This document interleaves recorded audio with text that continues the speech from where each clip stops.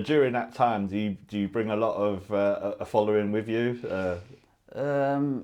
First fight, LFC, probably did about 30, 40 tickets. Me and Sabir fought on the same show. Yeah, we had him up here recently. We fought on the same show, and it's crazy how time flies. When that was, what, 7, 8 years ago. Time really flies. And you already met at that point? Me and Sabir went to the same school. Yeah, you both Rokeby boys. We both went to the same school. I think he's 1 or 2 years older than me. Like in school, I knew him. Like I wasn't too close to him, but we knew each other. But then to see each other at a fight show is like, whoa. In your second fight with under the Lion Fighting Championship banner, this is when you pick up your first amateur title with against Mitchell Johnson. So like, how did that feel? Like, you know, you're only like your second fight into your amateur. I know you already had your experience in combat sports with K1 and kickboxing, but then to be into a title fight, like, was that kind of daunting or? No, honestly, because like I knew, even though I had only had one fight, like I knew I'd been training for quite a while, and like I've probably been training more than a lot of guys that would be having 1 or 2 fights. Mitchell wasn't the original opponent. I was meant to fight someone else, but then I think Mitchell stepped in on about a week's notice.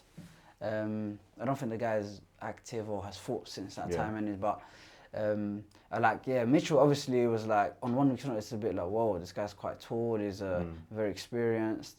I wasn't too nervous with it because I'd been there, like in the kickboxing. Obviously, it's not the same, but where I wasn't too experienced in MMA, I didn't really understand how different things are. So I kind of, sometimes your ignorance helps you. You just go and you don't overthink things.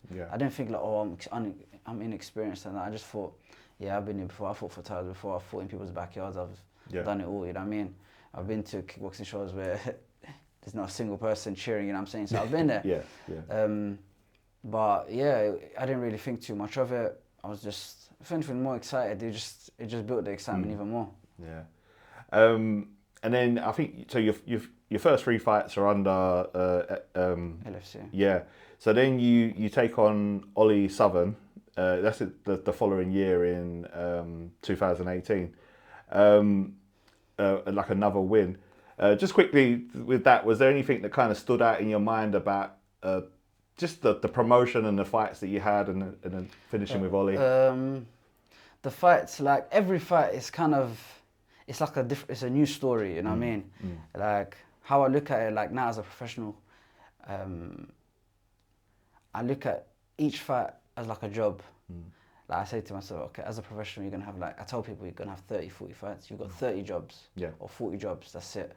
So make it count, be smart with your money, you know? So like even amateur fight, every fight is like a job, you know what I mean? And every job is different in its own way. Like Neil Curran was like the debut. Mitchell Johnson was like, okay, title fight. You know, the crowd got a bit bigger. Short notice change. Then Ollie Southern, I remember like, he was more experienced than Mitchell as well. He was quite experienced, so he had about 10 fights.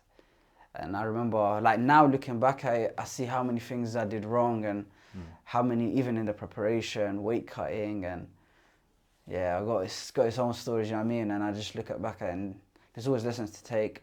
The fight as well was kind of like the first MMA fight where I got put in like some, I wouldn't say adversity, but you know, there was moments where it wasn't going my way. Had to bounce back, had to dig deep and whatnot.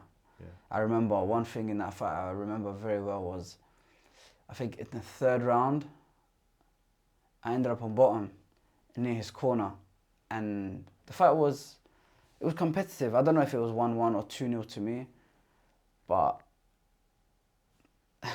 he's taken me down, or I've ended up on bottom, and I've just heard his corner say, just hold him there, just hold him there. Basically, the coach was telling him, stall, just win out the round.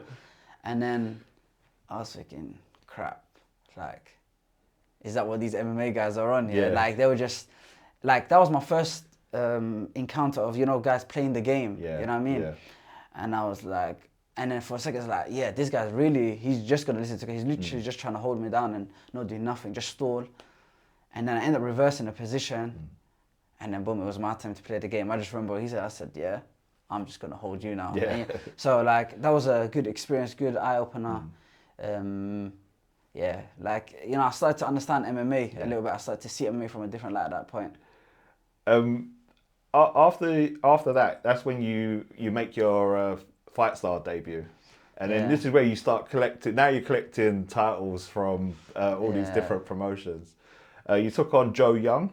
Yeah. So this is 2018, and you've been. When you say those years, it's mad. Like 2017, 18. Yeah.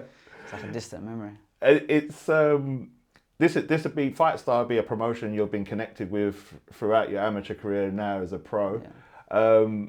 What was your first memories of that, obviously that fight, but then competing with that promotion? It's so well respected. A lot of people have come through there. Yeah, like that's another thing. A lot of good people have come through there. Like I would see, guys like the Bashar brothers, Albazi, loads of guys who've gone on to UFC and gone on to big promotion. I saw them fight on there. Like guys that I would follow in the circuit, like on the higher end of the amateur careers, or like starting off as pros, and I'd be like, oh, fighting on the same card as them. It was nice to see, you know what I mean? And that's why like you want to fight these shows, because you're like, oh, this guy fought this guy, and it makes the show look better. Yeah. And then, but when you fight on Fight, you understand why. Like everything's well run. Like promoter and fighter relationships, like it's based on respect, and it's better than some other promotions. You know what I mean? Yeah. That was first round submission armbar. Obviously, to pick up your second amateur title there too with a performance like that, how did that feel? Yeah, that fight, when I just think about it, it just makes me smile. Like, I think I was 3-0 going into there. He was, on his typology, he was 6-1, but he's actually 8-1 at the time. Right. And I think he had like 7 first round submissions or something like that. And then, but for me, it was always like amateur career. I always looked at it as like, a lot of people wouldn't have taken that fight. I believed in myself, and I always looked at amateur career as like an apprenticeship. Yeah. You know what I mean? Like, I'm gonna get my job after. Just put in all the work now, get the hard fights, learn. And it was something, like you want to fight different styles, and it was a different style. You got a guy who's submitting guys, and I found out early, he took me down in the first 30, 40 seconds, you know what I mean? So, but at the time I just said, don't worry, just be calm. Don't give him too much respect. He took me down, but I said, yeah, I don't care. Like, you know what I mean? So, I just approached it similar in the sense that just go fight. Yeah. And this is something I spoke to Sabir about when we was looking back on his amateur career, that, he was looking for the harder fights during his amateur career, because you want to be tested. You want all aspects of your game to be tested. And where, there's a few, we've seen it more than a few times, the guys are content in their amateur career to pick and choose fights. And then maybe struggle a bit later on. So that's the important side of the amateur career. Honestly, like, MMA is a business, and a lot of people don't understand the business. And I was one of them a few years ago. As an amateur, I didn't really understand the business. I used to see things, amateurs doing certain things, professionals doing something, and I think, why would you do that? And now I look back at it, I understand why everyone done everything, but I understand who's doing the right things and who's doing the wrong things. Like, honestly, if you're gonna pick fights, you're better off picking fights at professional than an amateur, really and truly. Yeah. Like, you know what I mean? Like, amateur, once you go pro, no one cares. Yeah. Like, sometimes I think about my losses as amateur, and I was like, right now it's so irrelevant. I really don't care, you know what I mean? And it's, but obviously a lot of people don't understand that. And I know how it is when you're in that moment as an amateur. Every fight is the same. Like, I could be fighting for the UFC, and someone could be fighting his first amateur fight. For both of us, it means the world, you know what I mean? Yeah. But, it's a very, like, misunderstood area of the sport in terms of picking fights and that, like, what you should take. But I agree with what Sabir was doing. That's what I tried to do. I genuinely did. I genuinely tried to get all the hard fights, all the top guys. I tried to fight everyone. I've called out everyone. It was, And a good example of that is the fight that you followed up with after that, where you did suffer your first amateur loss against Lone'er Kavanagh at the ROC. So how did you look at that? Well, again, that's a great example of you seeking out a tough opponent, because he was a highly touted prospect right from the beginning, right? So, you know, with that, did that help that mindset, or did you already have that mindset going into it? Like, you know, this is an apprenticeship. You know, I might win some, I might lose some, but I'm gonna gain experience with all these fights. So, did it affect you that much after, or did you already have that mindset? No, like I kind of from the get-go, I just wanted to fight hard fights. Maybe because of my kickboxing experience, I just believed in myself a lot. Because I'd like, even though like there was times I had 1 fight, 2 fights, 3 fights, I was thinking, yeah, the guys who have had 2, 3 fights that I could be fighting with the same amount of fights as me, they ain't really had as many fights as me. I've had kickboxing fight, and I've been in that competition environment. So I was happy to test myself against more, because I said, yeah, the playing field's a bit more equal and whatnot, and it's a better challenge. It's a better challenge for me, and I'm more ready than guys would be, my experience-wise. So yeah, like the Lone'er fight, I knew who he was because I think his first fight was in like 2014 or something. Him and Festus fought in Fury or something crazy. Like that was when I just started training MMA. I used to watch MMA, and obviously MMA was already like pretty, you know, like it's very different to what it is now, and it's pretty, how to say, looked down upon, quiet. You know, the scene wasn't that big. So I was like 14, 15, just watching, trying to fight, like get into MMA and watching MMA, UK MMA.